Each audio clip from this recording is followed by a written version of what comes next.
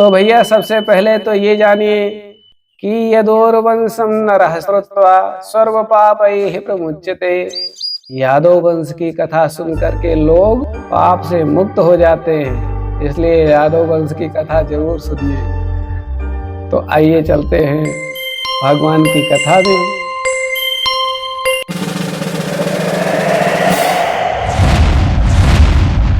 मेरे प्रिय मित्रों, यादव वंश का संपूर्ण विनाश करने का संकल्प किस दुष्ट दुरात्मा ने लिया?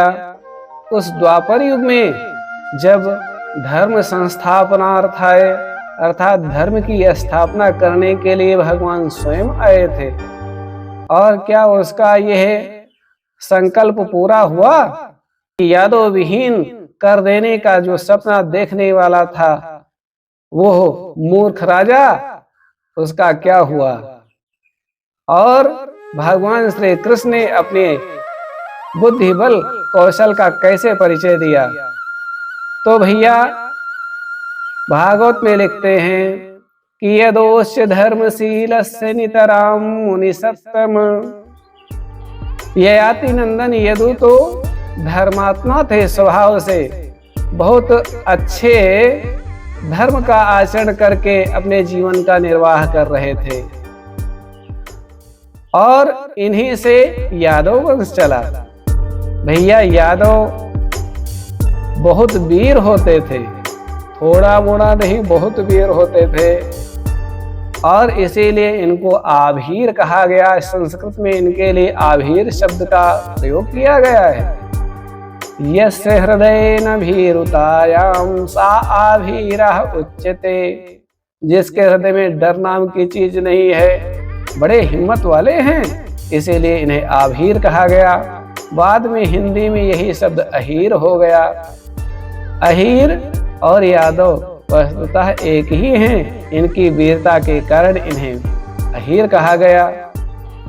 तो इनकी बुद्धि बहुत तेज, तलवार की धार के समान होती है, यानी बहुत तेज होते हैं दिमाग के ये सब, और अपनी चतुराई से ही हर क्षेत्रों में सफलता अर्जित करते हैं। तो आइए चलते हैं, यह जानेंगे इस कथा में कि यादव विहीन करने का संकल्प लिए हुए उस दुष्ट दुरात्मा का क्या हुआ, और भगवान श्री कृष्णचंद्र जी ने उस नीच बुद्धि वाले उस असुर का क्या किया। अस्ति प्राप्तिश्च कंसस्य महिष्यो भरतर्षभ। अस्ति और प्राप्ति ये कंस की दोनों महिषी हैं। महिषी माने, महेश माने तो भैंस होता है, लेकिन महेश अर्थ नहीं होगा। महिषी शब्द रानी के लिए प्रयोग होता है। तो भैया दो रानियां थी, और जब भगवान श्री कृष्णचंद्र जी मथुरा में बाल लीला अपनी की और मामा कंस ने धनुष यज्ञ देखने के लिए बुलाया, तो भगवान श्री कृष्णचंद्र जी ने अपने मामा कंस को मार डाला। क्यों? क्योंकि वह दुष्ट दुरात्मा था, उसने बहुतों पर अत्याचार किया था, और एक अत्याचारी को हटाना ही भगवान का काम है। तो उस कंस के मारे जाने पर श्री कृष्णचंद्र जी की जो दो मामी थी, अस्ति और प्राप्ति, ये जाती हैं अपने पिताजी के घर, और हाय दैया हाय मैया करते हुए, चिल्लाते चीखते हुए अपने पिताजी को कहती हैं कि एक ग्वाले ने, एक चरवाहे ने मेरे पति को मार डाला, उससे बदला ले लीजिए। और वो छलबलिया है, बड़े छल से काम करता है। तो कहा कौन है वो? तो कहा उसका नाम है कृष्ण, वो यादव वंश में है। तो अस्ति और प्राप्ति के जो पिता जरासंध होते हैं, उन्होंने कहा ठीक है, अयादवीं महीम कर्तुम चक्रे परम उद्यमम। पृथ्वी को यादव विहीन करने का संकल्प ले लिया उस मगधराज जरासंध ने यदु राजधानी मथुराम निरुणत सर्वतो दिशम। यदु की अर्थात यादवों की वह राजधानी मथुरा सर्वतो दिशम जरासंध की सेना से घिर गई। और भगवान श्री कृष्ण ने सोचा, अरे ये तो बहुत बड़ी सेना लेकर के आ गया। तो भगवान सोचने लगे, निरीक्ष तद्बलम कृष्ण स्व अवतार प्रयोजनम। मेरे अवतार का प्रयोजन क्या है? धर्म संस्थापनार्थाय, मैं धर्म की स्थापना के लिए आया हूँ। परित्राणाय साधूनाम, और संत महात्माओं के सुंदर विचारों को स्थापित करने के लिए आया हूँ। इसलिए मैं इससे युद्ध तो करूंगा, लेकिन इसे मृत्यु दंड नहीं दूंगा। मगधस्तु न हंतव्यो भूया कर्ता बलोद्यमम। मैं इसको मारूंगा नहीं, क्योंकि जब मैं मारूंगा नहीं तो ये बार बार आसुरी सेना को लेकर आएगा, और जब बार बार आसुरी सेना को लेकर आएगा तो पृथ्वी से इस आसुरी शक्ति का पतन होगा पाप के भार से। और भगवान ने ऐसा ही किया कि उनकी सेना को तो छिन्न भिन्न कर दिया, लेकिन जरासंध को मृत्यु नहीं दिया। धिक्कार करके, लज्जित करके वापस लौटा दिया। और इस तरह से वह बार बार आक्रमण करता है। जब बार बार आक्रमण करता है तो बार बार भगवान उसे छोड़ देते हैं, क्योंकि अपनी मामी से कहा था कि मैंने मामा को तो मारा, लेकिन आपके पिताजी को नहीं मारूंगा। तो यह बात जब कहा भगवान ने, तो कहा कि हम वचन के पक्के हैं, इसलिए हम ऐसा नहीं करेंगे।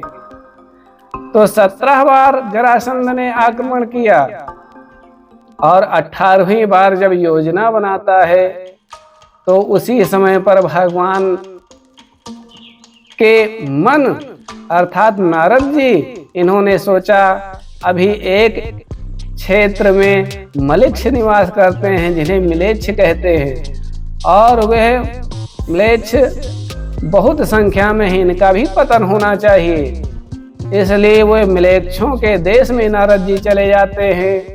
कालेवन को देखा, कहा यह तो पत्थर तोड़ रहा है, क्रोध में आकर के बड़े बड़े पहाड़ों को चूर कर दे रहा है।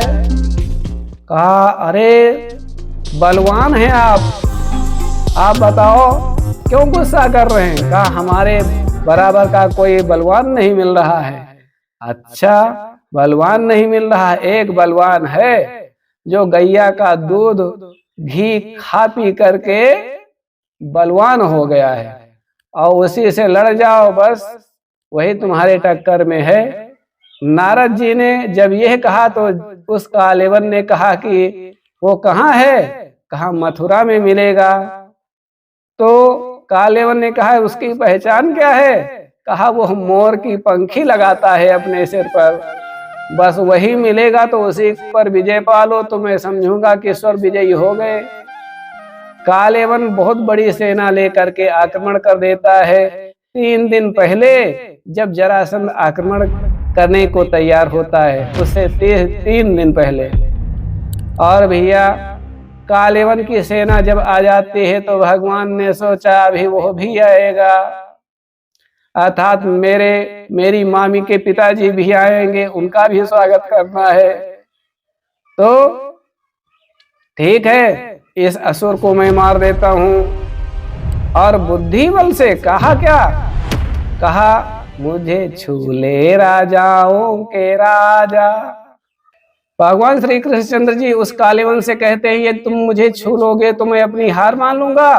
कालेवन दौड़ाता है, भगवान जाते हैं उस पर्वत पर चढ़ करके, एक गुफा होती है उस गंधमादन पर्वत पर। जब जाते हैं तो गुफा में अंदर जाते हैं तो देखा क्या, कोई सोया हुआ है। ये कोई और नहीं, त्रेता युग से पहले देवासुर संग्राम में महात्मा मुचकुंद जी होते हैं, जो सूर्यवंश के राजा हैं। और उन्होंने युद्ध किया तो उन्हें थकान हो गई, भगवान से आशीर्वाद मांगा, कहा कि जो मुझको जगाओ वही भस्म हो जाए।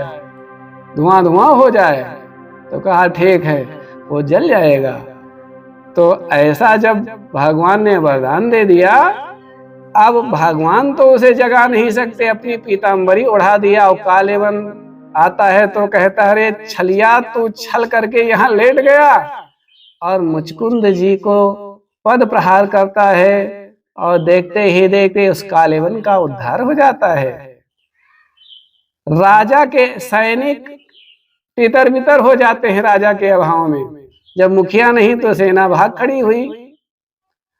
और इस तरीके से रात्रि में भगवान ने सोचा कि जरासंध भी आक्रमण करेगा, इसलिए उन्होंने अपने नगरी में जितने अच्छे अपने सब स्वजन परिवार को रात्रि ही में देवशिल्पी के द्वारा द्वारिकापुरी का निर्माण करा करके वहीं पर सबको सोते सोते पहुंचा दिया।